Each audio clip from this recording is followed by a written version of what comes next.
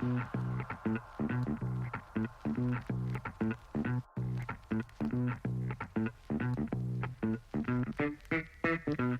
welcome to the Wired and Rewired podcast all about the hit HBO series, The Wire. I'm Chris, and this is my 1000th time watching The Wire. And this is Ellie. It's my first. So if you're new to the Force or a longtime veteran, we think you'll find something here to enjoy. Today, we cover Season 3, Episode 1, Time After Time. And as always, we begin by popping a recap.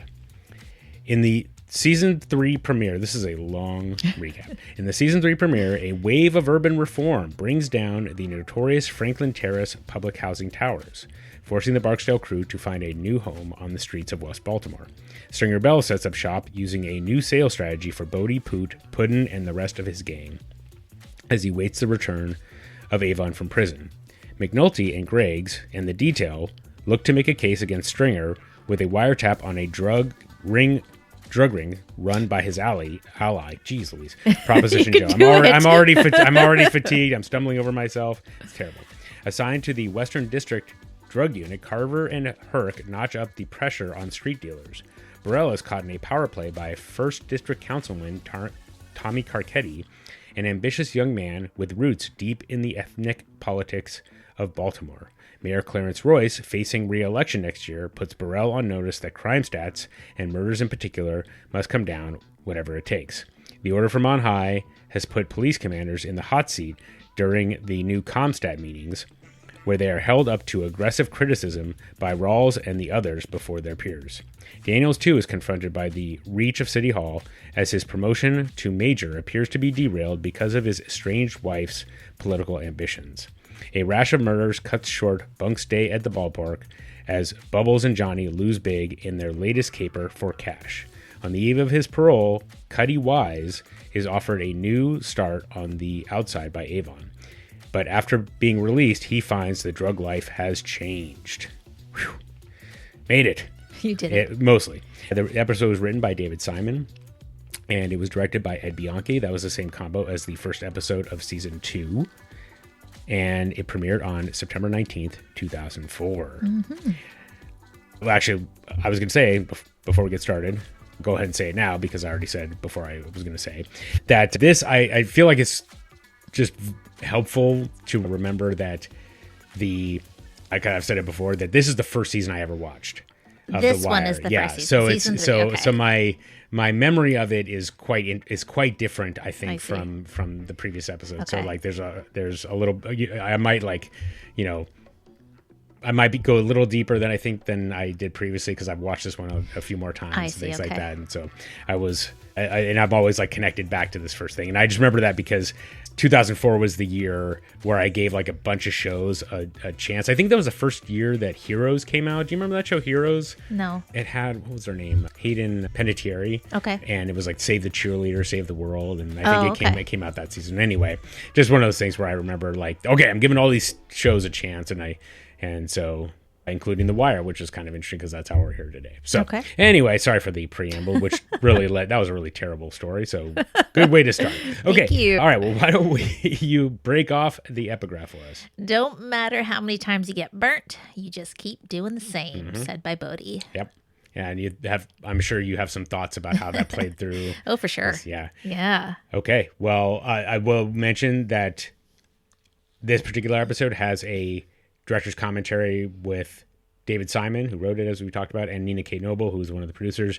I highly recommend any commentary with David Simon. It's hilarious. But he did mention that Time After Time is about this season is about reform. Mm-hmm. And if you don't change the way you're trying to reform things, or you keep doing the same thing without trying to reform it, you end up doing the same thing. So anyway. Okay. So that's where the Time After Time comes in. Okay. I also want to just mention that if you're looking for a song called Time After Time, you might be thinking of the Cyndi Lauper song. Yeah. But the REM song, I think, is worth a listen as well. So definitely give that. It's off of their Reckoning album. Good to know. Okay. All right, Ellie, I will stop stalling. Let us begin Season 3. All right, well, let's see here. We're back to having a lot of separate storylines that we got to follow before they start getting woven together in Season 3. So we're going to start with Stringer Bell's new business model, which we'll get into what Cutty is up to. Bubs and Johnny keep getting burnt. The details: Diminishing returns, Marla Daniels for city council, and Colvin's got no fucks left to give is my final one. Okay. Shall we get started? Let's do it. Okay, so we start out with Puddin and Bodhi talking about the towers getting taken down. Poot feels very sad about it because of the memories that he has, but Bodhi says that they should have been taken down a long time ago. In the meantime, the mayor is addressing a group of people and telling them that low and moderately priced housing will be built in their place. We do hear some jokes about Poot's sexual partner choices. And the outcome of those. Anyhow, Mayor Clarence is getting a lot of nods and claps, a lot of support. And Bodhi expresses his concern that they are no longer going to have a place to sling product. Anyways, everybody does a countdown, and then the towers are exploded, and down they go. Up goes a huge dust cloud that covers and chokes out everyone. My cousin used to live in 221. I used to be up in there all the time. Man, who you telling? I caught my first pussy up in there. The girl Shantae. Man, why didn't you say something before? They probably wouldn't be tearing this tower down now. They could put a big ass sign in the front that says, "Here's where Malik Carr first got his dick wet." You know what I'm saying? Too, we could be taking pictures, tourists be taking pictures and shit, souvenirs of your dick about this. He ain't funny, yo. He just jealous. What? You crazy, Shantae? Man, the mention of that bitch make my dick burn. Yo, ain't no bad pussy, fool. Yeah, that's what they keep telling your ass down at the clinic, man. Keep that shit up. You ever seen this motherfucker when he walking out to the clinic, burnt? Poop be like this. He looks like a backwards ass cowboy and shit. Instead of like this, my man walking like this. Dick looking like a fried chicken wing. Yeah. Any thoughts? Well, I just did look, I was curious if this had really happened, and it did. Oh, it did. So, yeah, the Lafayette Court apartments in 1995 were taken down in almost this exact same way. There's video of it, and it looks just like this. Interesting. And, they did a kind of a, they did like an article. Somebody did an article about it in 2020, and it didn't do anything. It's still an area with a ton of crime. Just taking down the towers and putting in more moderately priced housing did nothing for that. Yeah. Yeah. Yeah, well, I looked at it as so that's kind of interesting that but the intent was to basically move the drug dealers. Yeah, I guess so. Was there was the same kind of thing? Was there a lot of drugs running in Dallas? Okay. Yes, definitely. Interesting. Wow. Yeah, I know.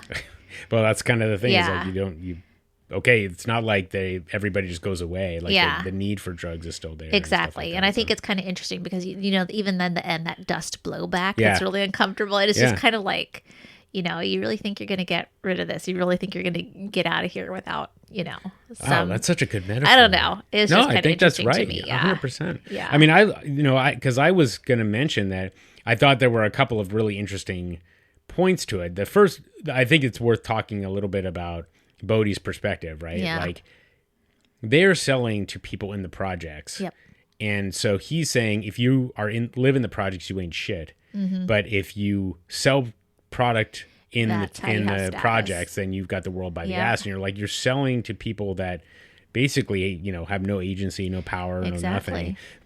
So I thought there was that kind of interesting. I also thought there was a nice touch. I don't know how intentional it was, but Royce pushes down on the plunger. Oh yeah, and then somebody else pushes the button after yes, that. exactly. So it's all for show. It's for show. Now, and then there's another component here. So this is 2004. Yeah. The Iraq War has been going for now a year and a half. Yeah. So of course, and the tower's coming down. Oh, that's it's a kind really of all good very point. symbolic. Yeah, so, interesting. And so the politicians do something for show, but don't really understand the repercussions of what they're doing. And of course, all the dust blows off, and and everybody, the politicians get affected a little bit, but it's all the people that are watching and cheering and all that really get the worst of it. So, and so I think it's worth mentioning here that I think I can't remember if we talked about this before, but I just want to reiterate that the first scene of each season is a metaphor for the season itself. Okay. So we talked about last year, with the capital gains and the boat and basically a police officer is making nothing, gets essentially manipulated into helping out because of a bribe, effectively, which is illegal, right? So this whole thing. And this one is the same kind of thing. It's like, if we talk about reform and trying to do things differently, who's going to get affected negatively? Are the what's the motivation behind the reform, and have they thought through how it's actually going to work. Yeah. So anyway, I don't think we're really giving anything away there in that, but it's just worth it. Like I always think it's worth revisiting that first scene to kind of connect it all back. It's like, oh yeah, I see how this bigger scene. So anyway, okay. Enough of mine. I like it. Okay. Right. Well, I'll be thinking about that as we get through the season. Excellent. We're at the funeral hall next, where one of the guys is looking at a copy of Robert's Rules of Order. I used to have that book. Bodhi is saying that now that the towers are down, they need to take the rest of the high rises and the Fayette corners. And Stringer's like, how? And Bodhi sort of intimates that they're just going to use violence like they usually do. What else would they do? And Stringer says, we're done with territory. That's not the thing. We've got the best product, so we'll just sell it wherever we want. Slim Charles has to be recognized, which I loved. And he says, how can we sell on a corner that's controlled by someone else? Stringer says, hey, even when we lost the territory that we gave up to Prop Joe, we still ended up making more money because we had a better product. It's still not a satisfactory answer for anybody, including us in the audience, I think. And, he continues to say, hey, battling over territory is what makes people die. That's what brings the police in here. Bodhi starts talking without being recognized. And, he is saying, like, how are we going to just go stand on the corner? Like, they're like, you don't, like, we're the ones out there. You don't get it. That doesn't make sense that we just go wherever. Stringer says, you offer them your product as a re-up. Slim Charles says, what if they don't want to re-up with us? He says, we'll worry about that later when we come to it. And Poot, I love it. Poot stands up, do the chair know we're going to look like some punk ass bitches out there? And Stringer, for all of his, like, we're not turning to violence and we're done with that, goes over there. It looks like he's going to kick Poot's ass. Yeah. I do love that Poot had the guts to say it, though, because I think everybody is thinking that, knowing what they know up to this point. So it's interesting. I don't know. Product, motherfuckers. Product. Chair recognized Slim Charles. Chair, our people got to stand somewhere, don't it? I mean, all the product in the world don't mean nothing if you constantly getting your ass whooped for standing on another fool's corner, man. Right. We had 6 of the towers on the terrace, right? All running 24/7, but 3 of those we had to get the Prop Joe's people to upgrade the package that we was putting out there, right? Now, how much you think we lost in the deal? All right, the answer is we made more. Half the real estate, twice the product. And our profit went up like 8-9%. Yo, get it straight. Your territory ain't gonna mean shit if your product is weak. Go ahead and ask them motherfuckers trying to sell them Ford Tempos when you got niggas riding around in Japanese and German cars in America all day. Territory ain't shit. Especially when you consider it's the fight for the territory that be bringing the bodies and the bodies that bring the police. Yeah, but how we gonna stand? Yo, she ain't recognize your ass, man.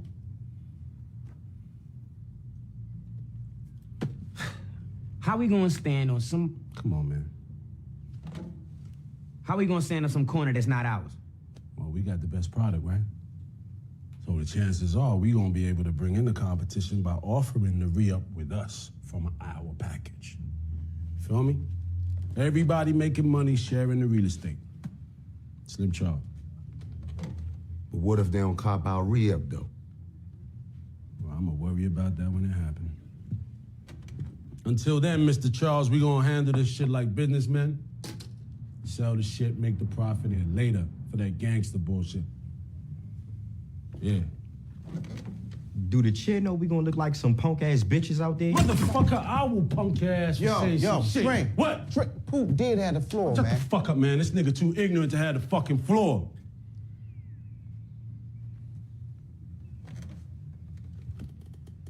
Y'all niggas need to start looking at the world in a new fucking light.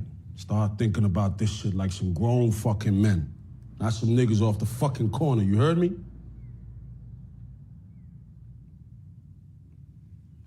Adjourn your asses. Why did you think it was dissatisfying for you? Because this is what we have seen as being what's effective for them to you have to be out there, right? Like all the effort that they've had to just be out there and hearing about everything that Avon and his family did to get the territory in the first place. It seems, I mean, I can just see why they are frustrated with the answer of like, well, we're just going to give that up now. They don't know any other way. And we haven't seen as an audience a different way go down. I see.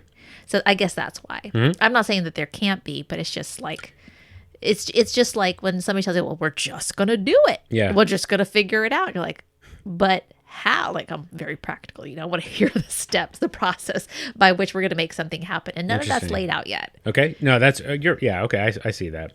So just a comment here from David Simon, is just that you can see that Stringer Bell is trying to rationalize the drug game and trying to make it like a coherent statement. And right. Of course, and I think your point is it fits this exactly, which is you have the people that are actually on the ground, so to speak, the boots on the ground. Yeah. And they're like, and he doesn't, the two sides are very far apart in terms of just the understanding. So, right. That might be I might have to throw that into a Mr. Nugget's life. Yeah, well, I think we all have like this kind of experience where your boss comes down with some edict or something that you have to do, and the people who are having to carry it out are like, what are, how does he think we're going to do this? Yeah. So anyway. Okay. One little call out to the bodyguard, the guy with the bucket hat, and he just, Stringer's talking about the cars and the metaphor there, and he just shakes his head like, oh yeah, dude, Ford Tempos are terrible. And then you can see his hand tell Bodie to stand up when he wasn't standing up. I didn't know. Oh my God, I didn't even notice that. Oh yeah, that's right, because he's not following the Robert's rules of exactly. Order, to be recognized. Yeah. So and you're on the PTA. Yes. And so I recommend you say adjourn your asses at the next meeting. We'll see how that goes. Oh my God, it's so crazy. I hate Robert's rules.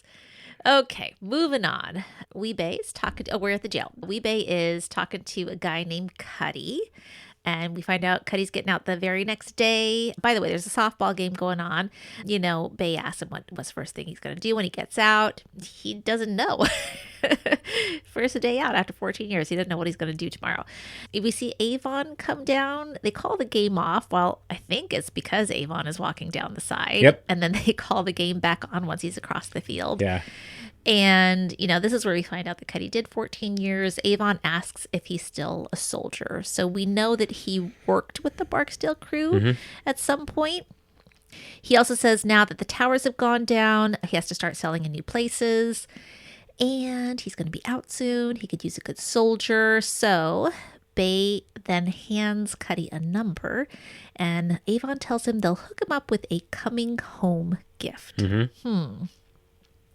Cutty says nothing this whole time, doesn't really even make eye contact very much. They want to shake hands with him as he leaves, and he looks a little reluctant, but he does.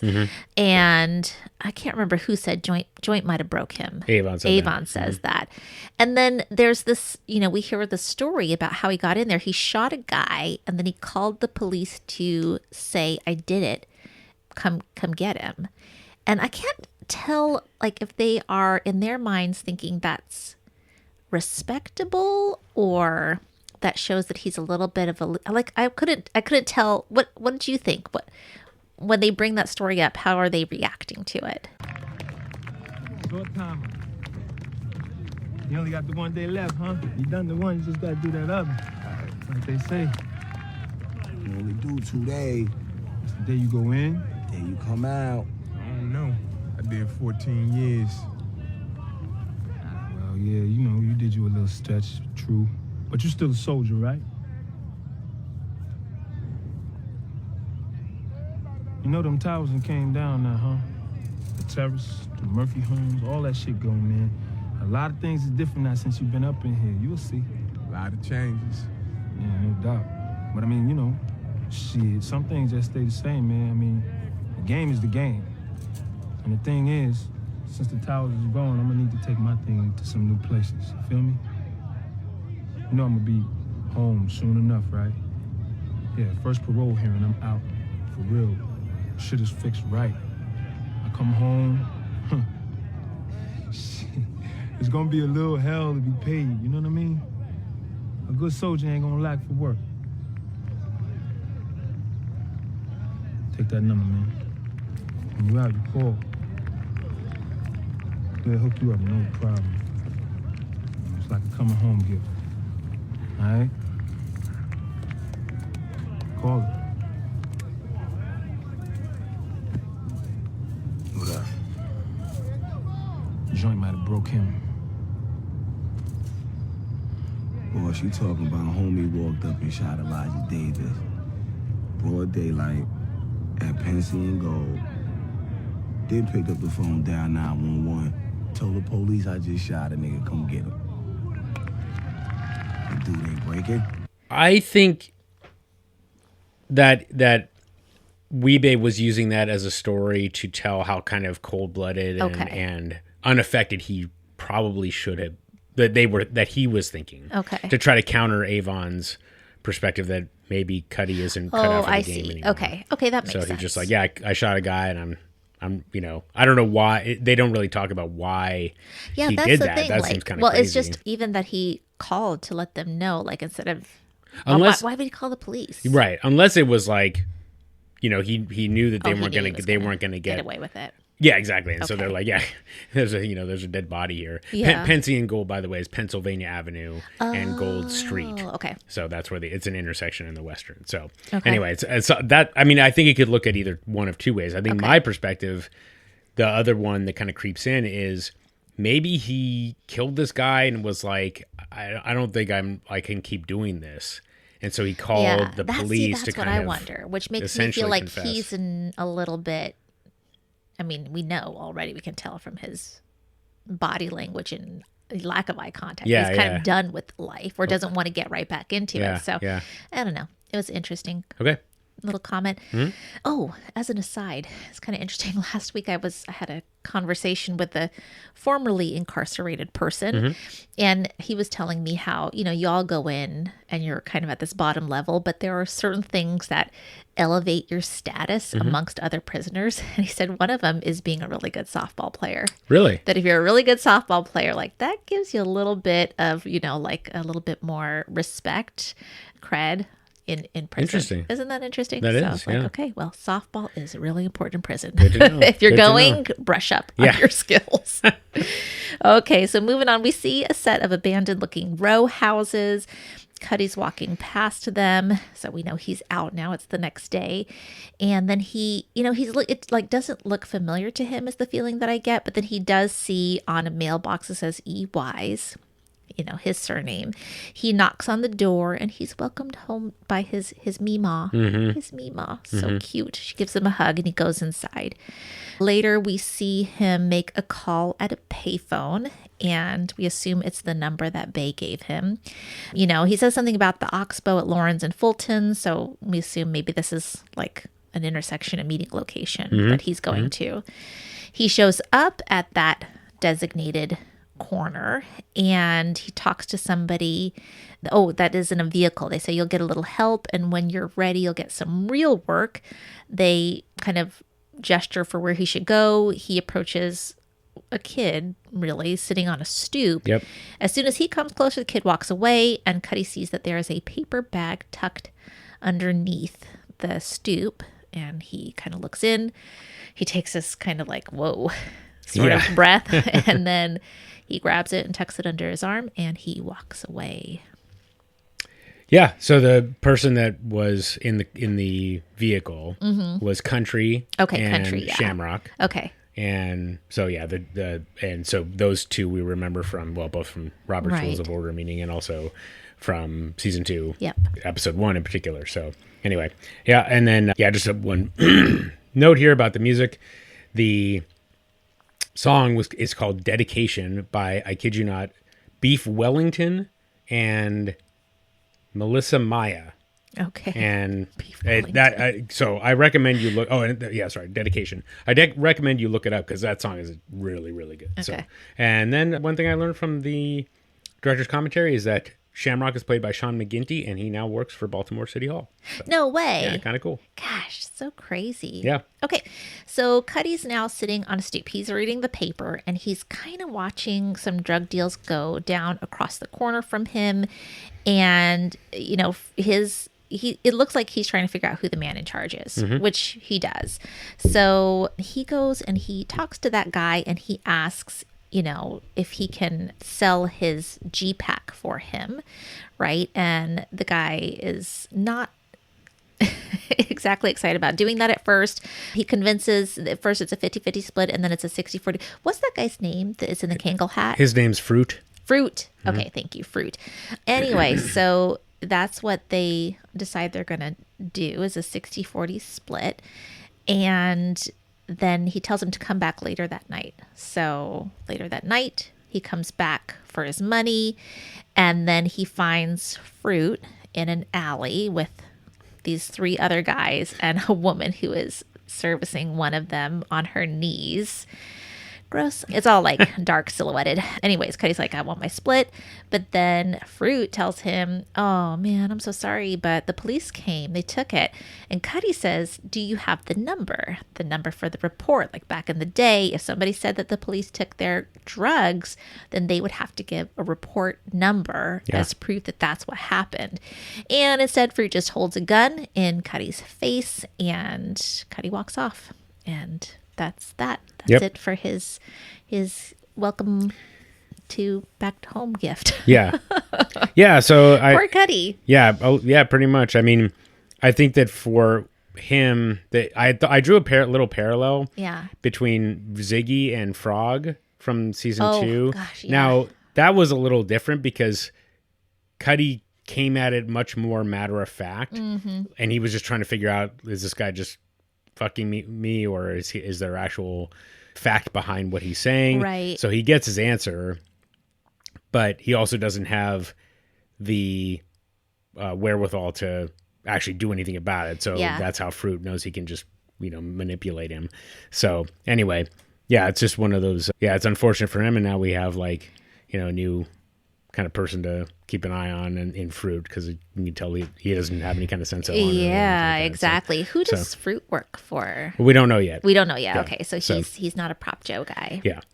Okay. Sorry, I'll just say that in the director's commentary, I won't bring it up here because it's on the vulgar side. David Simon goes into quite a bit of detail about the woman and the guys in the alley. So if you're ever if you got the DVD and you're interested, and actually you can find the director's commentary on YouTube or something like that. So, yeah. All right. Well, I don't think I'm going to look for that. No. Okay. No. It's let you know. David Simon. I think he's hilarious, and he handles it with the right mix between vulgar and funny. Okay. And he's talking to Nina Noble, who's it's a woman, so he was able to navigate this. Oh. Sorry. Hello. Oh, anyway, we'll cut that out. Anyway, I thought I turned on my. Anyway, it doesn't matter. I thought I did too. Yeah, no, that was me. Oh, that was you. Yeah, that was sorry. Okay. Yeah. So anyway, sorry. Okay, well, let's see here. Let's move on. Bubs and Johnny. Oh yeah, Bubs gets burnt again. Bubs and Johnny, they're pushing a shopping cart with a radiator and some other bits of scrap metal in it, and they're coming down a hill. Johnny says he's got it. It does not look like he's got it. Neither of them look like they've got it. They both lose track of the shopping cart, and it rolls away and it hits this guy's car. He gets pissed off and he pulls out a gun on Johnny, puts him up on the hood of the car and holds the gun against the side of his head. Then out comes a young man who's putting on a jacket. He asks, hey, what's going on? They tell him. He seems pretty indifferent about it. He's just do it or don't, but I got someplace I got to be. And they tell Bubs and Johnny, you need to pay for what you did. But those guys have no money, of course. That's why they had the scrap metal anyways. And the next thing that we see is that they're pushing the cart down the street and they have no pants on. So, at least Johnny's got boxers, but Bubs is wearing tighty whities. Yep. But so they are now at some, scrapyard. They're getting paid for the metal. I think they get $22. I love it. He's like, y'all know you ain't got no pants. Yep. It's so funny. And they just look pathetic. And so, they got to go to Kmart. They got to get some pants because they have none. They do that. We don't see that part, but we know later that Bubs he's trying to buy drugs from a young boy on the corner there, but they don't have the $20 that it would cost anymore because they had to go my pants, right?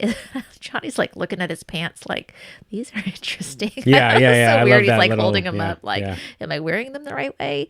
Anyways, he's trying to tell the guy, this kid, that they'll give him the rest tomorrow.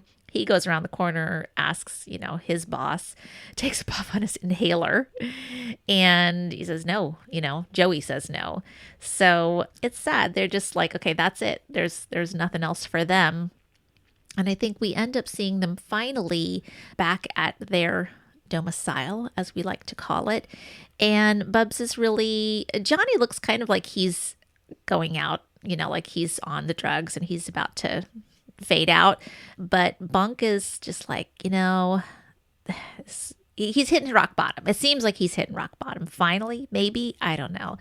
But he's just, all this stuff that he's gone through, and he's ended up with half a shot and he doesn't even feel high. Yeah, he says. Yep. So I don't know. I'm kind of hoping, if we're talking about reform as a theme for this season, I would love it if Bubs maybe gives sobriety another go. Wish we had more of it. Long way to go for half a shot. It'll be better tomorrow, Bubs. Tomorrow, man. God, don't feel me talking about tomorrow. Tomorrow ain't shit. Today, Johnny. Today. I hunted down all that metal, lugged it around like a dog, and nearly get killed over a scratch of metal, so that I gotta beg for my life. Lost my trousers, man, my fucking trousers. And then I'm begging again for half a shot. I swear to God, man, I'm not even high.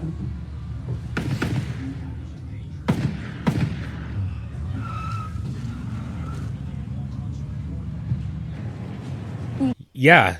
I mean, I You're like, with yeah, you. but that's not going to happen, Ellie, so get over it. No, I mean, I would never say that because I don't want to spoil anything. But no, I think your perspective is well taken. It's, Bubbles is like, what are we doing this for? Yeah. And now the part that we're not seeing, of course, is like the inner struggle that he has with addiction. So that's kind of a separate problem. Exactly. So just the metal guy just saying, y'all know you don't own any pants. God, I didn't notice this until David Simon pointed out. He said he doesn't look up, and that's what makes it a good joke. Yes. So, and then I don't know. I thought, the kid with the asthma going and asking for, can I get, they're asking for 2 for $16. The guy just spits on the ground as like a way to communicate, which I thought was like, anyway, I thought that was pretty cold. And David Simon said though that asthma is actually a pretty bad problem in the inner city because there's a lot of pollution. So poor kid. So anyway, but I think you're right. Like Johnny is like, okay, how do we get enough money to get high again? Yep. And Bubbles is like, why are we doing like it's everything just I that, just went through, and I got half a shot. I'm not even high. Like this is ridiculous. Like it's so, he must have felt like so debased, even just walking around in his underwear to make this thing happen. Exactly. And I can't remember where I saw it, but the way that it was in the context of like people that are hoarders, right? And which it's to me, like being a hoarder is a bit of it's a mental, what's the word? It's not a defect, but it's definitely like a compulsion based on there's some mental health. Yes, thank you. And so, and the point that this person was making is that it's important to recognize that people are looking at this as like an equilibrium. Yeah.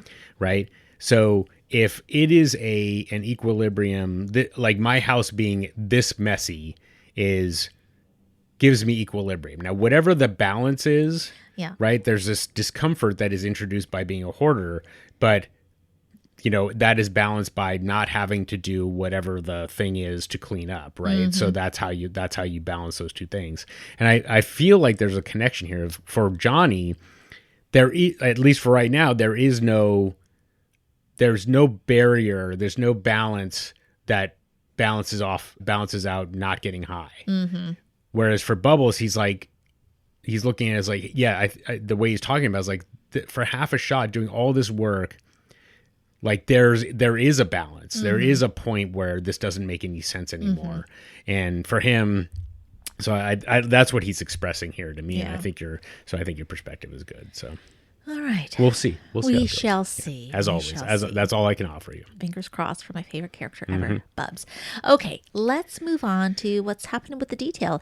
Sydnor's back. Yay. Love I was gonna say, like, there he is. So happy to see Sydnor. Sydnor and McNulty are walking into a really gross vacant house. Sydnor steps on what we hope is dog poop, but might not be. Right. McNulty peeks out the little slit in the windows. He's watching Cheese out on the street. Then we pan onto a new cork board at the detail with pictures of Stringer Bell, Prop Joe, some lieutenants who include Lavelle Mabry, I think. Let's see, Cheese, Calvin Wagstaff, and some no-name guys. Are they in the same location that they were in for season 2, or is it a different spot?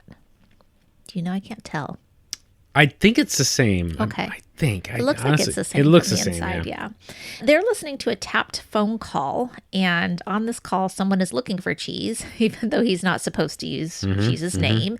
What he says isn't really clear to us, and it's not clear to Freeman either. You know, they're like, let's saddle up and put another bat on the motherfucker. Settle up and, bet. Or what? They're trying to figure it out. And then there's this new character in the background, Caroline? That's right. Yeah, Yeah, very good. Caroline, who helps to clarify what they heard. She tells them he needs to deal with me today, or I'm going to take it to someone who could handle them. So we get a little bit of what's happening there with the wire. Continuing with that. Yep. McNulty and Sydnor watch one of the guys take a call and whisper something to Cheese. Again, nothing's clear to us as the audience here. We just know same thing as before, as same thing as what before. But Cheese, then he hops into a vehicle. He rolls out really quickly. And Sydnor notes that they are really careful about everything they do. Every communication that Cheese has is face to face. Yep. And Freeman points out, like, in 3 months, they still have not heard Cheese's voice.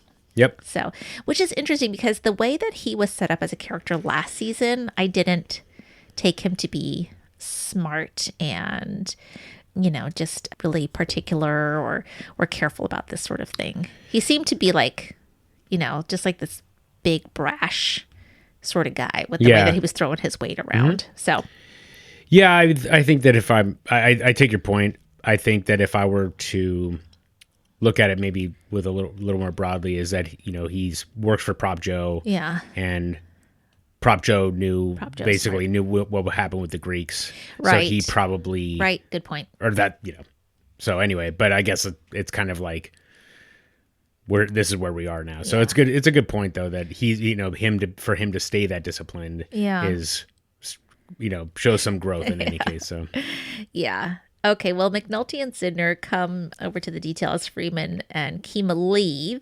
We've got Lieutenant Daniels and Perlman there. And McNulty complains that Cheese hasn't come close to a phone. And Perlman and Daniels says, hey, let's not extend the tap when we need to in 2 weeks. Let's instead try to charge what we have already. McNulty says, hey, we don't have enough of a case. We need to just push this thing through a level or two above the street. And then we'll see Prop Joe, and then we'll see Stringer.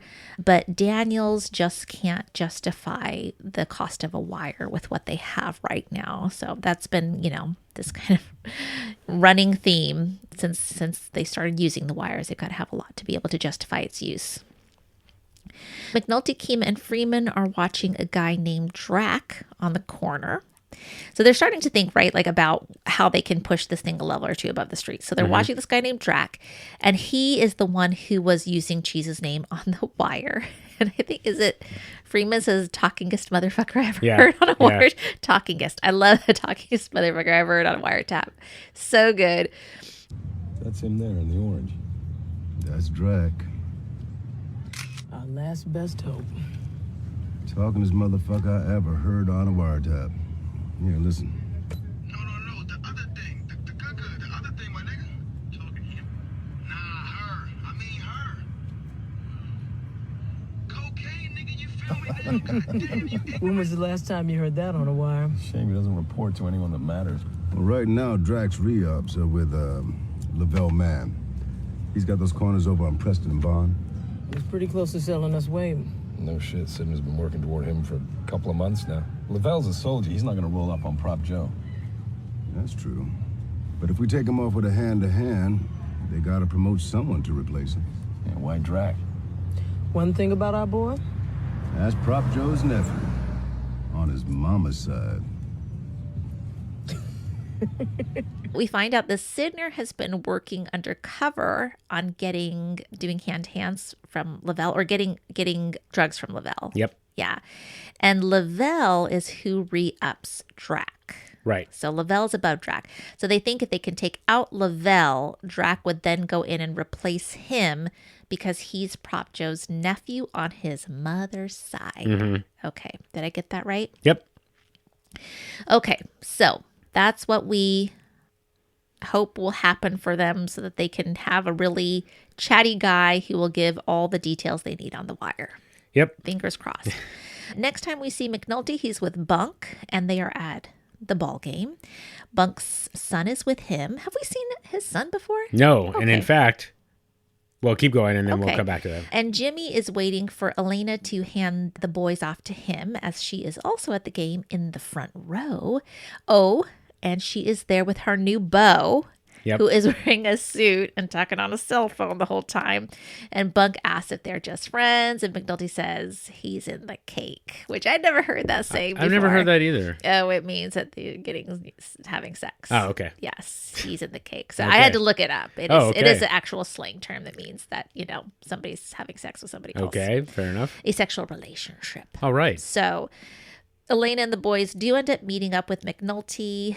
The boys are not thrilled about going to the seats in the mezzanine. Elena's like, go with your dad. And then the guy, Dennis, the downtown lawyer, is what we think he does, comes by. He introduces himself. McNulty says no words to him Yes, whatsoever. exactly. Yeah. Did he even shake his hand? Yeah. Okay. But he does not talk to him whatsoever. Elena can tell. Awkward. But yeah, he goes back to his seat. And, they go back to their seats. Bunk is talking to him about the game, and McNulty, it's clear he looks really grumpy, and his eyes are not on the game at all. His eyes are kind of out in the direction of where his wife is, or ex-wife, sorry. Bunk is here like, I think I'm going to become a woman. McNulty doesn't notice at all because he is so distracted. So while this is going on, is there anything else you want to share about the game? I'll mention that apparently the Bunk Jr. was a request by Wendell Pierce, who he thought I should have a son. And so they went out and found one. And David Simon said, well, I don't know who his actual parent, I'm sorry to his actual parents, but that is now Bunk Jr. He belongs to Wendell. So I just thought that was hilarious. So, and then, so I was noticing Elena's jeans. Yes. Those are low-rise jeans. Are those, those were very 2004. Oh, so 2004. Okay. But those are not a thing anymore, or I don't know. Are those still? It's kind of like we went into the high waist. Now I think I don't know. Okay. I mean, I see a lot of bellies out there on the teenage girls, so I think they probably went back to the low waist thing. Okay, fair enough then.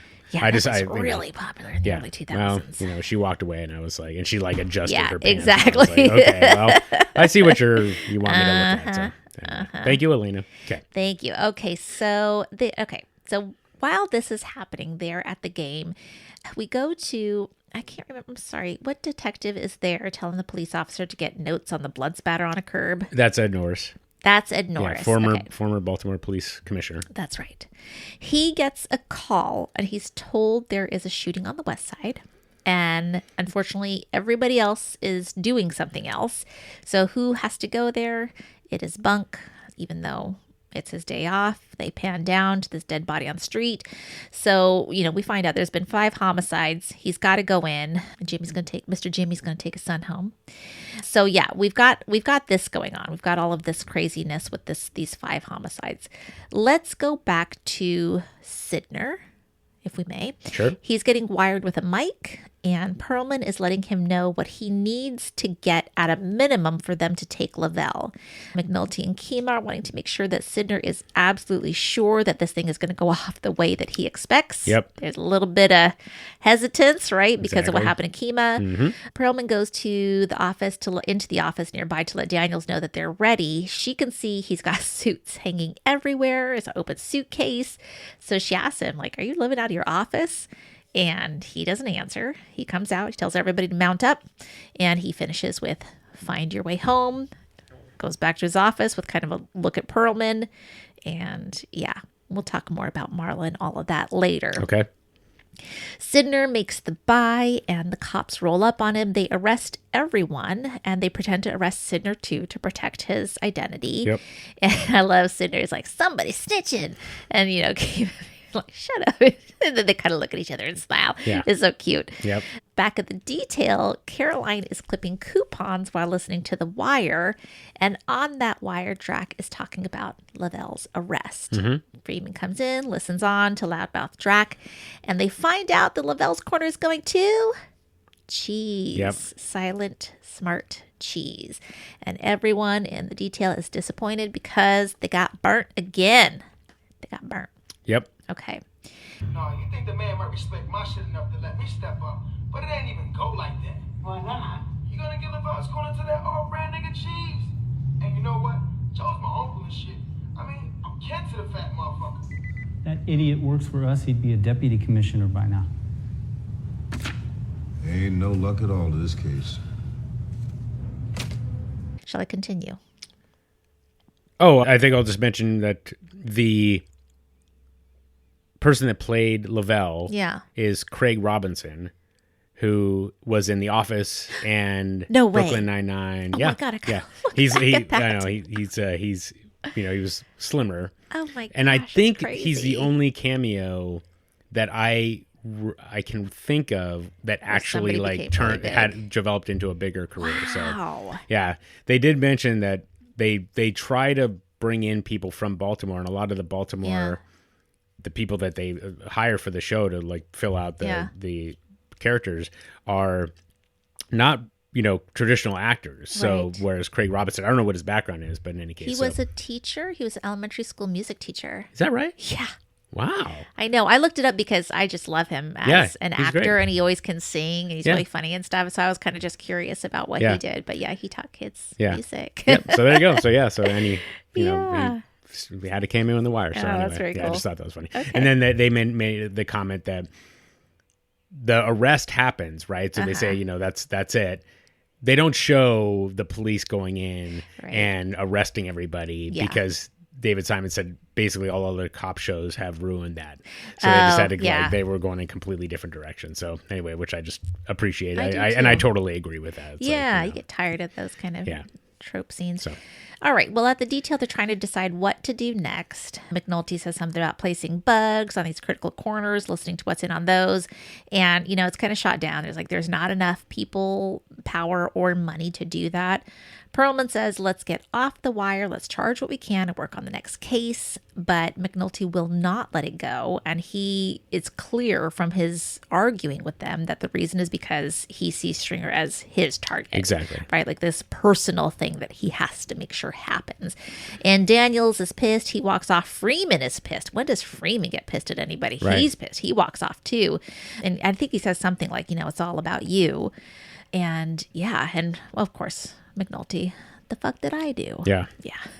Any other bright ideas? How about a bug? A bug? Yeah, bug one or two of the big corners where these mopes hang. I'm watching those corners over on Ashland yesterday. I'm seeing dumpsters, weeds, maybe a utility pole. You hide a bug in the right corner at the right moment, you make this case. We don't have the manpower, not to mention the money. And for what? We're still a long way from a quality target. I say we come down off the wire, charge what we can, and move on. We come down early. 2 years ago, we left a real bastard on the street. You're telling me we're gonna let that same son of a bitch beat me again? How many times you let a cocksucker like Stringer Bell go around the board? Collect another fucking 200 million. There's other fish in the barrel, McNulty. Stringer's the target. There isn't a better fucker out there. You know it, Lieutenant.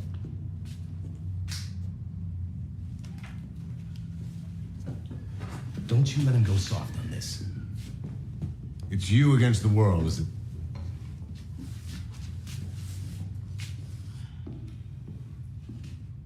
What the fuck did I do? Yeah, there's a little bit of connection too back with Elena and McNulty, and he's like looking at Dennis, who is successful at least monetarily, and he doesn't understand what this guy has, and it's like, well, you know, maybe you're not really looking at yourself really, right. And he's not really thinking about this case. Like he's like, I mean, and he says it specifically. You're gonna let a guy go around beat me again. He says beat me, not us. Yes. And so it's clearly he's becoming almost like obsessive about this. And he's just constantly pushing his agenda. And then when Freeman calls him out on his bullshit, he's like, "What the fuck did I do?" Like, So it's an interesting place for McNulty to be in the moment. Right. So. And we'll talk about where he's going next. So. Okay. Yeah, so the next time we see McNulty, he has taken the old files and dumps them upside down on a desk. Prez comes in to relieve some people. I don't know if he's relieving him as well. One of the things that he sees on that desk is a picture of Wallace, shot dead. Memories. Caroline asks what he's up to, and, he tells her, hey, if you don't look at what you did before, you're going to do the same shit all over. Trying not to get burnt. There's a go. Mm-hmm. He looks at the photo of Dee then, and then he's on the computer. He's entering D'Angelo Barksdale's information, and it shows that he's at Jessup in the Maryland Corrections Institute. There's nothing on there about him being dead that I saw. Right. Yeah, right? Mm-hmm. And then he turns out the light. So, interesting. Yep. Very interesting. Yeah, so, and this is where it's I mean, I think that the way that he can obsess about his target, but also isn't so myopic that I'm just going to keep doing the same thing. So he himself is trying to, as you said, like trying to do something a little bit different now. Yes. So, which I just think it's kind of interesting how he can, Jesus, my gosh. Yeah. It really, the way they set up this challenge is really interesting because it just feels like, how the hell are they going to make any kind of progress? So it does seem like, they have really made this seem like they are up against some kind of a wall that it's going to be hard to push through. Yeah. I think even Daniel says that. How are we going to punch through the wall? Mm-hmm. Yeah. Okay. Yeah. I mean, and I think that there's something interesting, though, to connect back to what Stringer was saying about the fight for the territory leads to bodies and bodies leads to police, which is what you said. And it's like, so presumably there's not, so there is street violence. Mm-hmm. We know this from this episode, but we don't know necessarily who is responsible for it. So that part is kind of interesting, right? And so the focus is the focus on Stringer. Is it because of the street violence, or is it just because of what was that in the past? Yeah. So we don't actually know that part yet. So anyway, yeah. Well, let's get into all of this political power play that's been going on throughout this episode. So at a city council meeting, one of the council members, Cutty, is that right? That's right. That's his name. He asked the police commissioner about the increased shootings and assaults and whether they have a handle on that. Burrell tosses that question over to Rawls, who says, we've got more tactical teams and flex squads in the 7 to 3 shift, which is when we see more crime. In the background, we see that Marla is there, and she's talking quietly to a man in a wheelchair. Cutty catches Burrell afterwards, asks if they can go to lunch, and they plan to do so in half an hour. Someone comes up to Cutty and asks if he saw Watkins. That must have been the man in the wheelchair. And Cutty said, oh yeah, who was the skirt with him? Yeah. Marla. Interesting. The skirt. Yeah. Who says that, dude? He's younger than her. Like, right. It looks like anyway. I got to say, I appreciate a line like that because it really wraps so much of the character in one who you're dealing line. with. Yeah, exactly. Oh, okay. So Cutty and Burrell are enjoying a nice lunch, it looks like. And Cutty is telling a story about Jimmy Carter and an encounter with Dominic DiPietro, who got a promise of money for his city from him. And I did look this up. I found out this is a real story. Oh, really? Yeah, it's a real story. There's an article about it. President Carter's wife, Rosalind, came to Baltimore. They had lunch at Chiaparelli's in Little Italy. There were many prominent Baltimore Democrats, and The councilman wanted to show the first lady what a sophisticated gent he was. So he greeted her and he told her, I'd kiss you on the mouth, but I don't know who you've been with. Is that crazy? So anyways, they were talking and, he said, Mr. President, you got to do something about them potholes in East Baltimore. And anyways, he was such a character that it stayed in Carter's mind.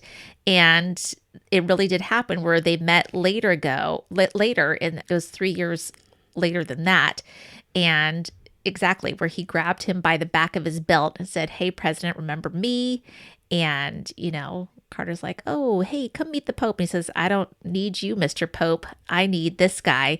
You told me you were going to do something about the potholes in Highlandtown, and I'm still waiting. Wow. So that's an actual story. Is that crazy? That is crazy. Yeah. Good job, Ellie. Well, I just thought it was interesting. Cutty tells Burrell, if you were smart, you would come to me privately when you get the shit end of the stick on what you need to run your department. Burrell says, thanks, that's nice, but I follow the chain of command. We know Burrell is all about the chain of command. Mm-hmm. So he reports to the mayor. Yep. Yes. Okay. And that is from whence I come, proud son of the fighting 1st District. But the truth is, I don't want to be just another Muldoon like Dominic DePietro, warming the backbench. Not with the way things are right now in the city. We're losing 10, 12,000 residents a year. And when you ask them why they're moving to the county, you know what they say? Schools. And crime. Schools and crime. And there goes our tax base right across the line. And the mayor's acting like a 10% bump in the murder rate is business as usual. Check, please. You know what? If you were smart, you'd come to me when the mayor shorts you. On hiring, on equipment, on overtime, on cars. You get the shit end of the stick, you come to me. Not publicly. I know you can't cross the mayor publicly, but backdoor, you come to me and I can use that subcommittee to give you what you need. Kind offer. Irv, I can help you. And we can turn this But thing in the long city ago, around. when I was just starting out into the department, I had the good fortune to be taught a little something about chain of command. And right now, in my capacity as acting commissioner, I report to Mayor Royce. I got your coffee. Leave a tip if you want. So, anything about the Cutty Burrell? I'll mention that Tony Gray is the guy that came up to Cutty. Okay. He'll play a role later, but so you get his name now. He was also sitting on the dais with Cutty during the interviews of Burrell and Rawls. Okay, but that's basically it. So keep going. Okay, so let's now pick up with Burrell talking to Daniels. So Burrell tells Daniels, I cannot afford more phone surveillance. Daniels telling him about their plan to get Drac to move up and to get intel from him. And Burrell's like, what makes you think he'll promote the wrong man? And speaking of promotions, Burrell says that he set Daniels up for commander, and it looks like it will be good to go. So there is, though, a little holdup at the mayor's office because of the talk that Marla Daniels is going for a council seat and will be going for one that is currently held by an ally of the mayor. Yep. Yeah. Interesting. Yep. Not much there. Yeah. Yeah. But I guess it's just kind of like it's kind of a bit of a callback to the deal that Daniels made when he took over the unit back then. So, yes. In season 2. Yeah. Daniels comes home, surprisingly, since he's living in the office. Quote unquote. Home. Yeah. Gives his wife a kiss on the cheek. It's interesting. Their exchange seems very strange, but then she leads him in by the hand to meet with some political folks who are in their living room. And among them is Delegate Watkins, the man in the wheelchair. We see that Lieutenant Daniels is actually there for looks. He's arm candy for her political career. And so, another kiss on the cheek, and then he's out the door and headed up the stairs. You overhear something, oh, he looks so good in a uniform, and those pictures are going to look so great. So, yeah, good job, Marla. pushing your husband out when you need him most. Burrell and Rawls are now at a city council meeting with plenty of media, and who greets them with kind of an evil grin. It is Councilman Cutty. Yeah. So Cutty gets going. He says, I'm not going to approve any more money for overtime. If this police department is going to use it for clerical work and for training in Florida, etc. And you can tell that Burrell is caught off guard for sure. Yeah. And he's now seeing just what a thorn in the side Cutty can be if you don't want to work with him. Yeah. Right? That's exactly what's happening here because Burrell said chain of command. Yeah. So Cutty's like, well, let me flex my skills on Yeah. you. Yeah. And and again, it's a really nice way of communicating that Cutty understands how to apply pressure. Right. So he comes to Burrell straight and says, if you came to me, we could solve your problem. Burrell rebuffs him. And so he says, okay, well, if this is how you're going to do it, then I'm going to make you look really bad. Yeah. And I mean, it's bad for the mayor too, right? Yeah, I mean, for sure. And for so, sure.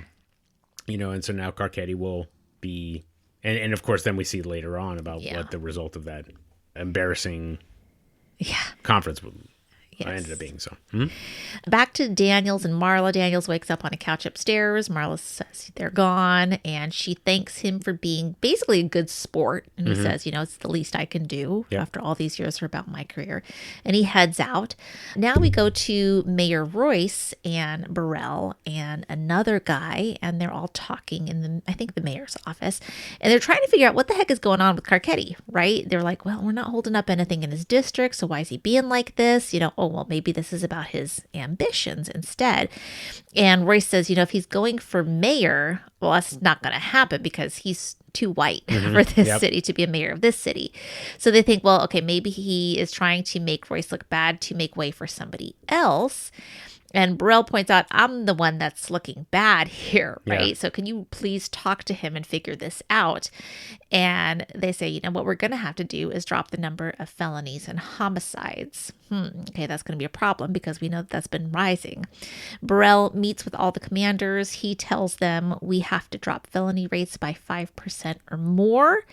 And as soon as he says, we have to have 275 or less homicides, Colonel Forster says under his breath, Christ. Yep. And they're like, oh, are you feeling dyspeptic or whatever? That's Rawls, of course, being an asshole.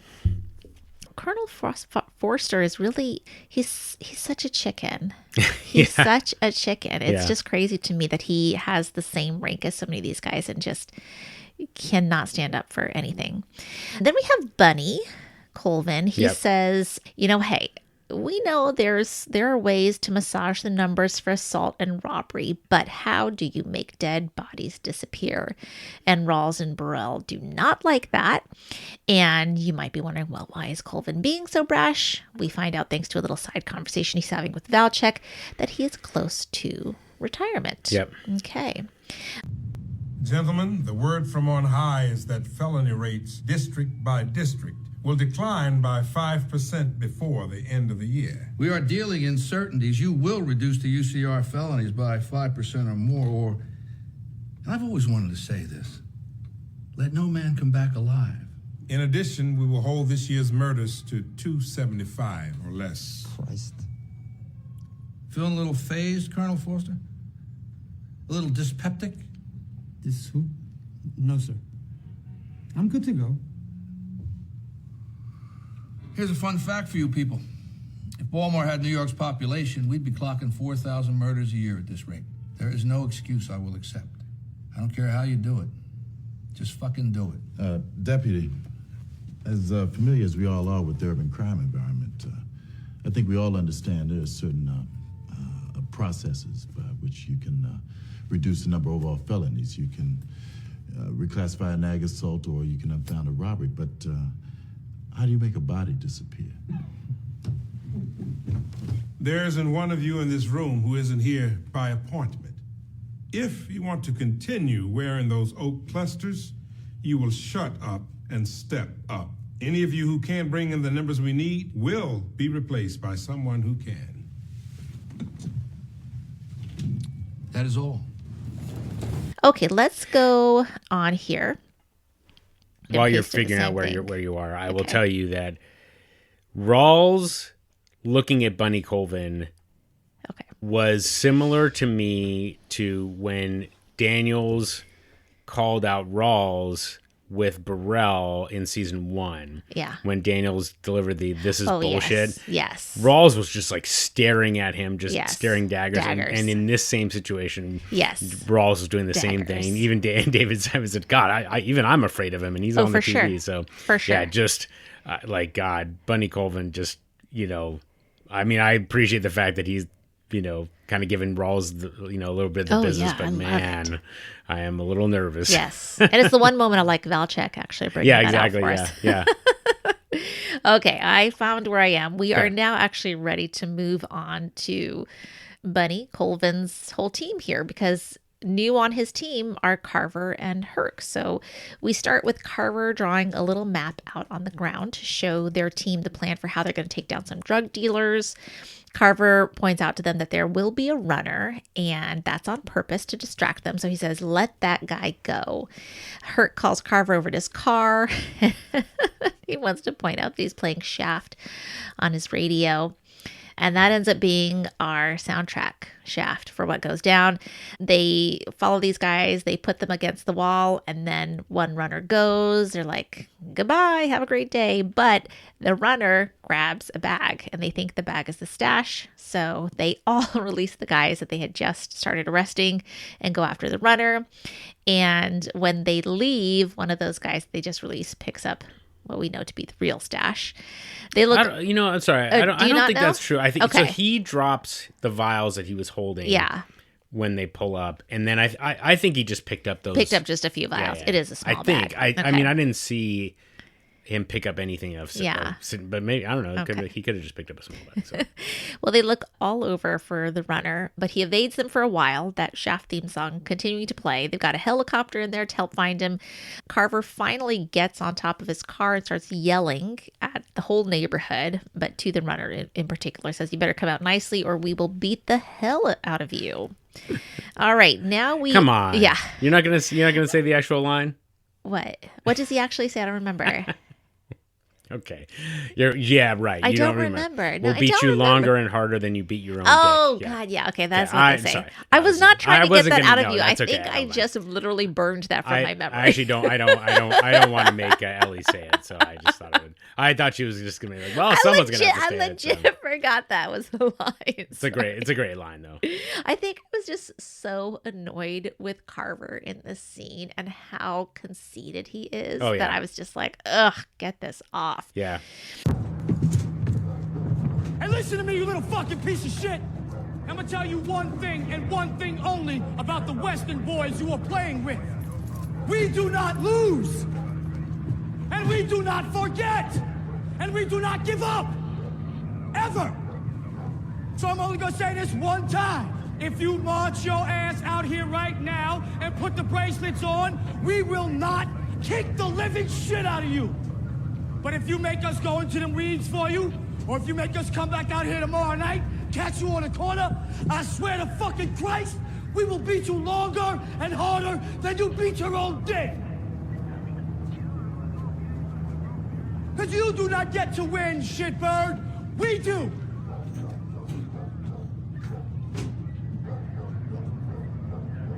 They did make a little comment about how it's kind of a nod to Apocalypse Now.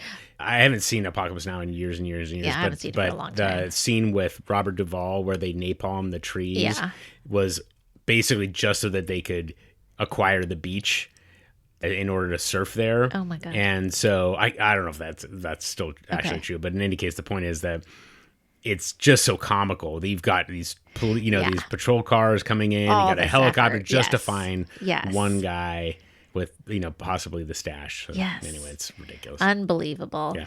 Okay, we have new officers, Baker and Castor, reporting to Colvin, Bunny. The first thing that he asks them is if they know where they are. Yeah, we're at the Western. Bunny then puts them into a scenario where they are doing their jobs and they have no idea where they are while calling for backup or help. So then Castor gives an address for the building. Then he asks him which way is north, and Baker points up to the sky. Right. And Castor points kind of to his left, which ends up being east. Yep. So Bunny says, hey, you need to know which way you are running. He gives them compasses, shakes his head ruefully, salutes them. He tells them, learn the stare, which I kind of liked. As they come out of Bunny's office, Herc asks Carver where he is. Carver gives a very smart-ass answer, which includes the direction of his feet and his penis. And they've got the runner at Carver's desk.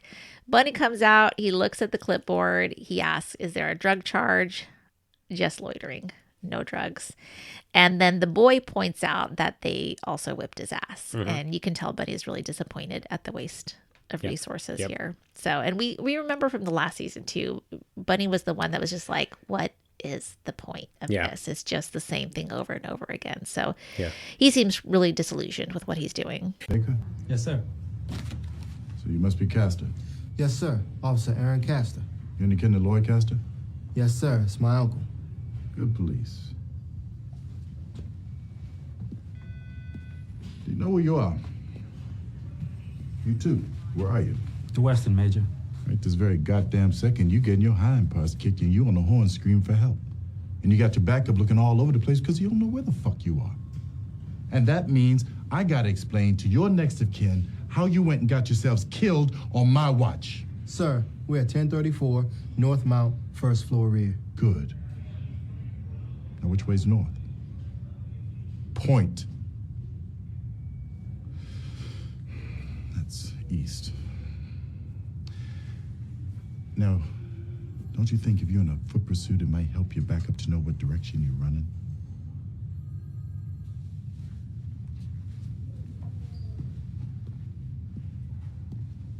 Even numbers tell you north and west, odd south and east. Compasses. Until you learn that much, you carry one.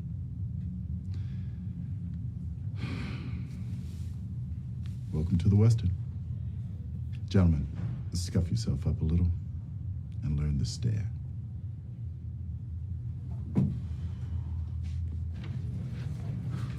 Hey, Carl, where you at? I'm at a desk outside the roll call room on the first floor of 1034 North Mount. My feet are facing west and my dick is pointing south-southwest.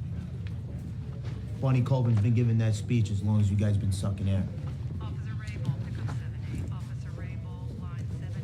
Where you at, shitbird? You're in handcuffs in my house looking stupid, ain't you?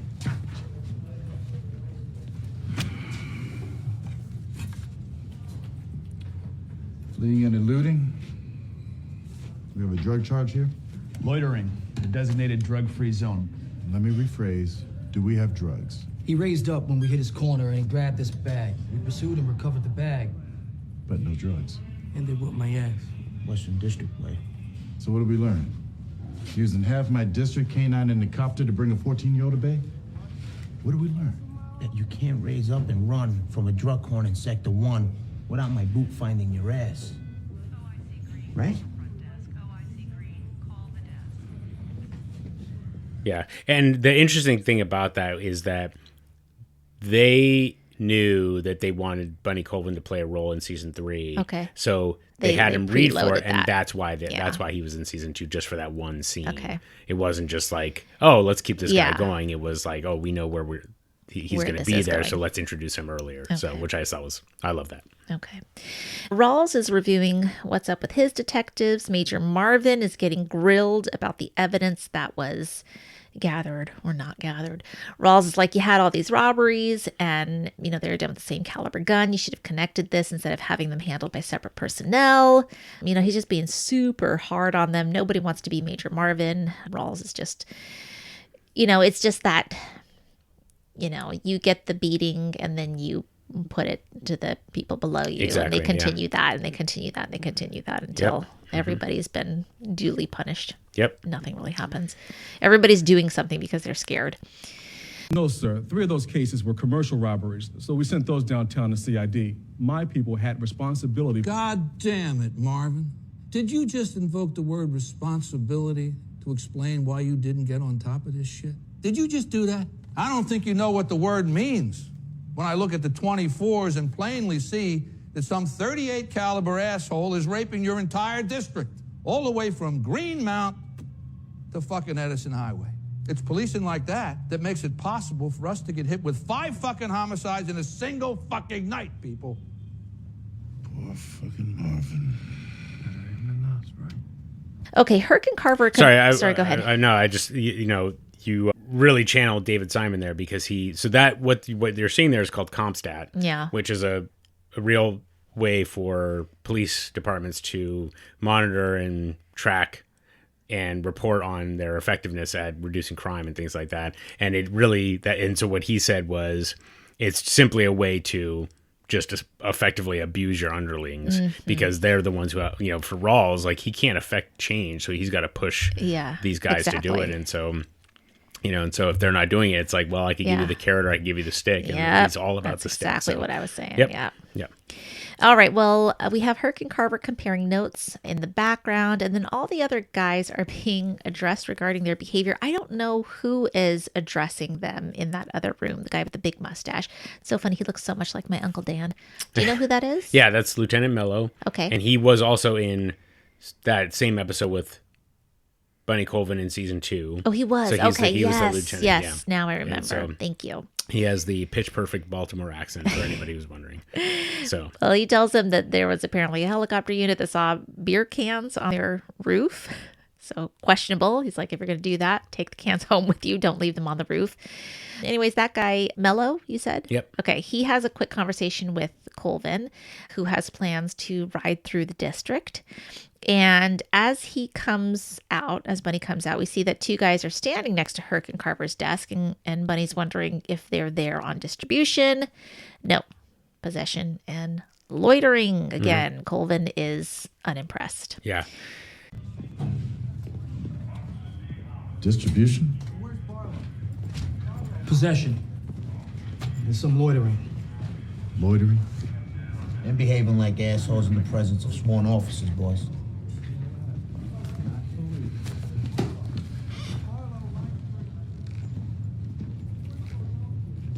Yeah. David Simon said behaving like assholes in the presence of sworn officers is an actual charge now. And so that the other part of it is that the drug war in Baltimore around this time when the commentary was being done, he said that 8,900 people were arrested, brought to a police station, and were immediately let go because there was no probable cause. Oh my God. So it just kind of, I'll try not to hammer it so much, but the drug war being on display in this season is really going to seem farcical at some point. Okay. So, yeah. Okay. Yep.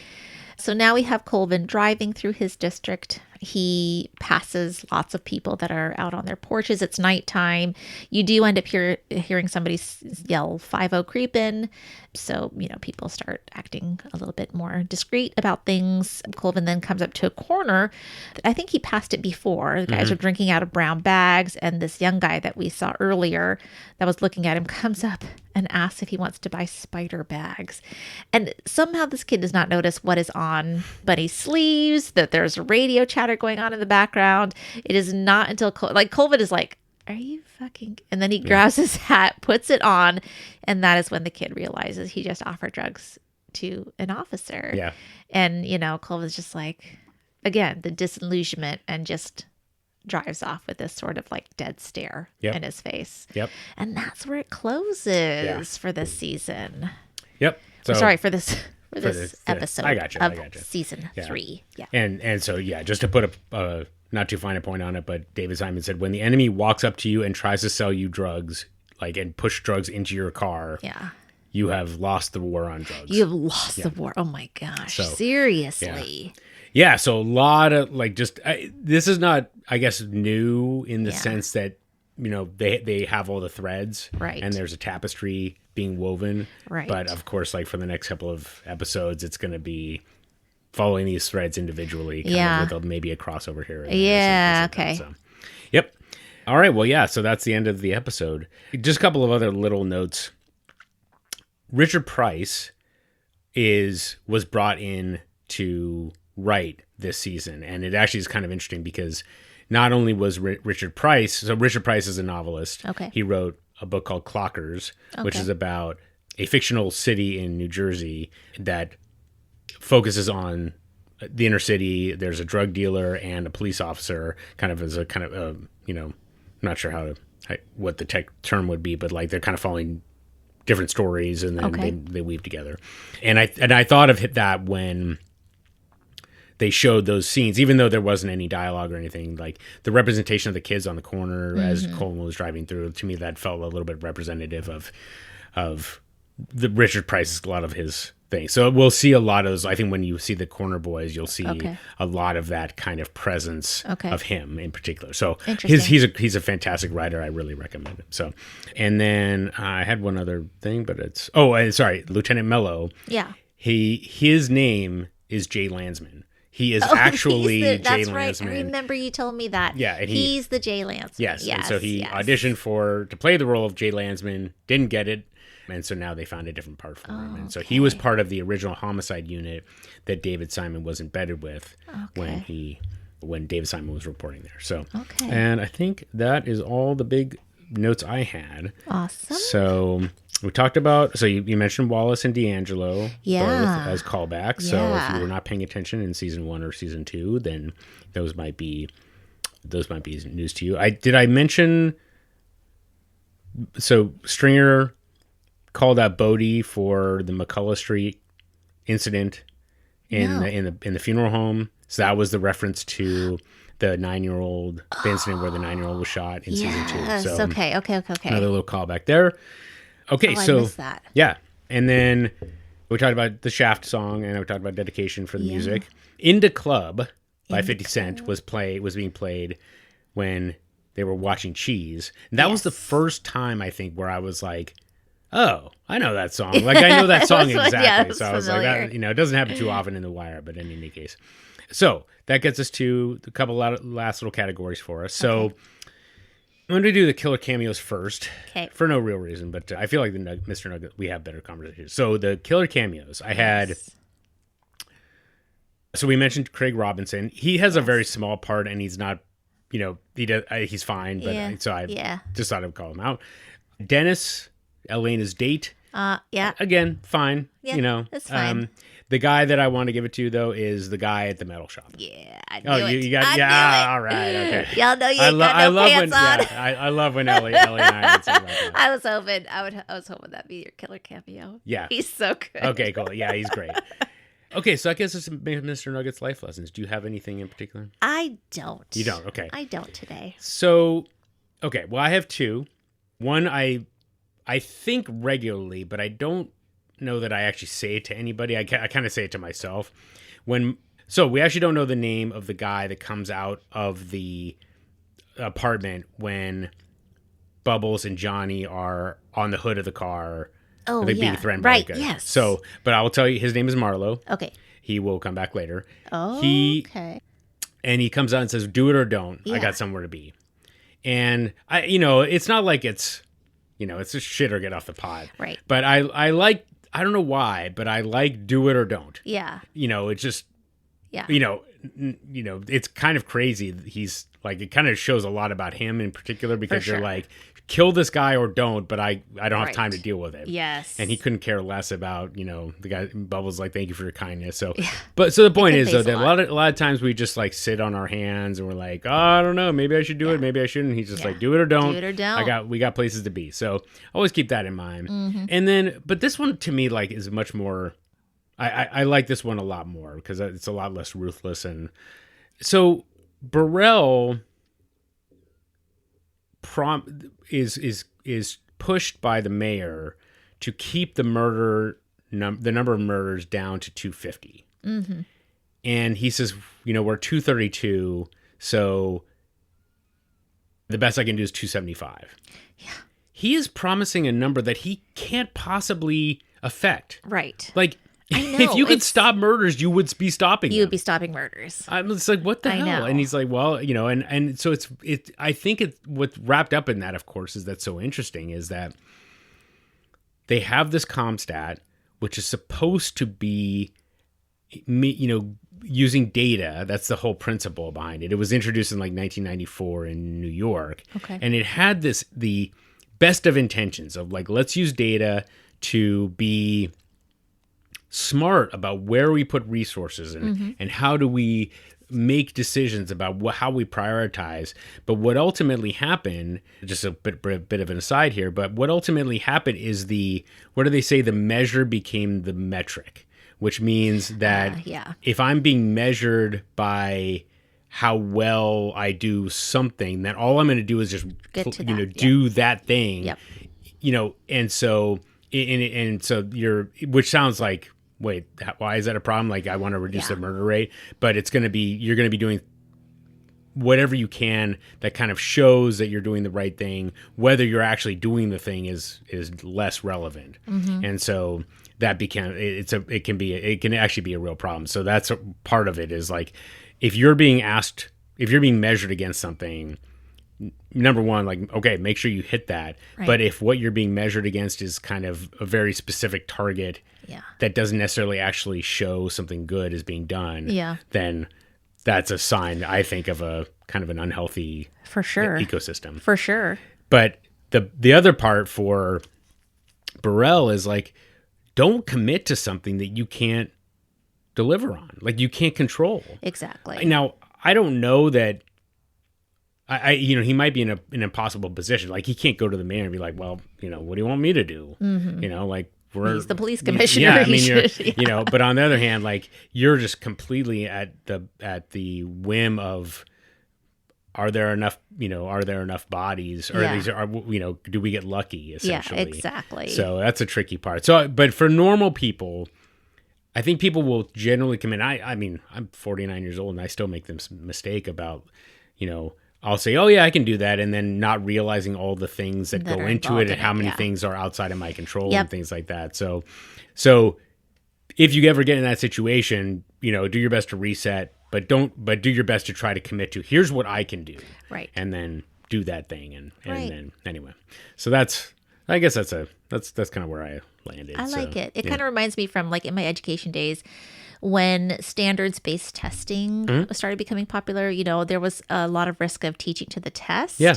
And so, you spend all these time on these lessons that got the kids to do really well on the test, but then you missed, like, the richness of everything else that you should be working on at school, right? Yeah.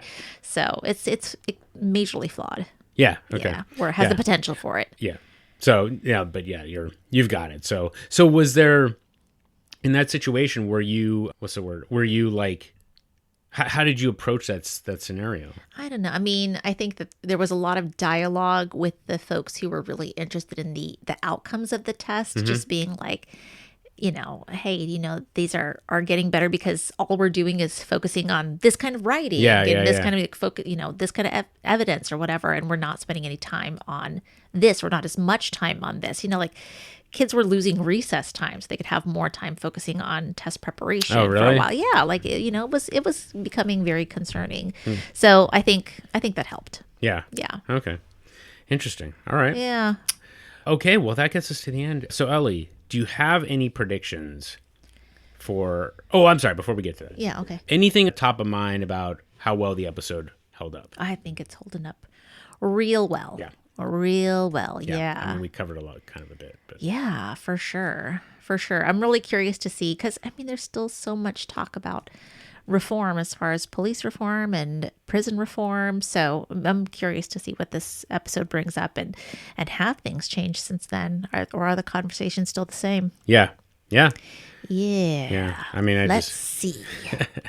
It does bring up something interesting, which, I don't know, I'm probably waiting out of it. But, like, one of the things that David Simon said directly was, we keep voting for the same shit. And I think there's something to be said for, I don't know, I guess, like, the way I look at it is, like, we are looking at politicians as if they are selling us something, and as opposed to, how are we evaluating our own principles, and do they align with our principles? Oh yeah. So that would be, I'll leave it there. Right.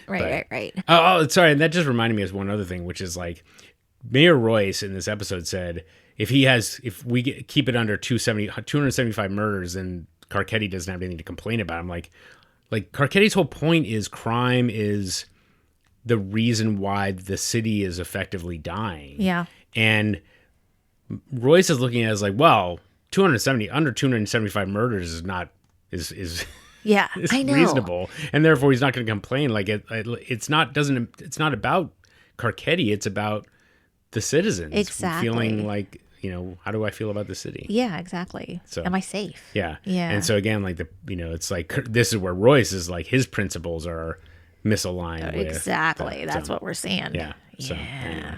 Yeah. So okay, cool. So it's interesting now. Like I guess we'll play it by ear whether we keep asking this question, because it's like, well, how many times do you have to say like, yep, it holds up pretty well. Yeah, I know. So, Yeah, it does. Yeah.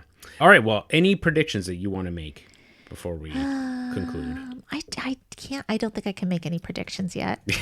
I just like this was such like today's episode took me so much preparation just because it's an info dump, right? Like there's so much information. So I don't think things have moved along quite enough for me to. I'm worried about Cutty. I feel like he is going to go, back to the Barksdale organization and work for them. But I don't really know about anything else. Like with the detail, it just really seems like they are, like they've said, up against a wall. I just don't see what on earth they're going to do. Yeah. I do still think that Avon is going to find out about, all the stuff that Stringer is trying to do. And he's going to not be happy about it. This new business model that Stringer has. I guess I do have some predictions. Sorry. Okay. So I got that. Yeah, I did say I think Bubs is, I don't know, maybe he's going to reach out to Waylon. And he's going to say, hey, I want to get clean again. Let's make it really happen this time. Okay. That's all I got so far. Okay. Yeah. On the political side of things, I'm just not sure yet. Yeah, you don't have enough context. So much intrigue, though. So much. What are they? Palace intrigue? Yeah. Yeah. Okay. Well, great. Well, I mean, 3 to start. Okay. I feel not pretty too good bad. about that. So, all right. Well, good job, Ellie. Way to go out on a limb. All right. Well, and we will be back next week to cover season 3, episode 2, All Due Respect. Which, by the way, I will repeat this next week as well. But my dad, the lawyer, says whenever you say all due respect in court, it means you are a stupid idiot. And so, anyway, I appreciate that. So, anyway, okay, well, we'll be back next week. Ellie, thank you as always. Thanks, Chris. All right, we'll see you all next week. Okay, bye, everybody. The Wired and Rewired podcast is Ellie Peterson and me, Chris Aronchek. Our theme song is Nice Vibes by Neon Beach. Want to holler at us? You can email us at wiredandrewired@gmail.com or hit us on the burner at 240-488-0060 to leave us a voicemail. We're Wired and Rewired on all the socials. And of course, if you like the show, please give us a rating and review on iTunes, Spotify, or wherever you get your podcasts. It helps other Wire fans discover the show. And until next time. Do it or don't, but I got some place to be.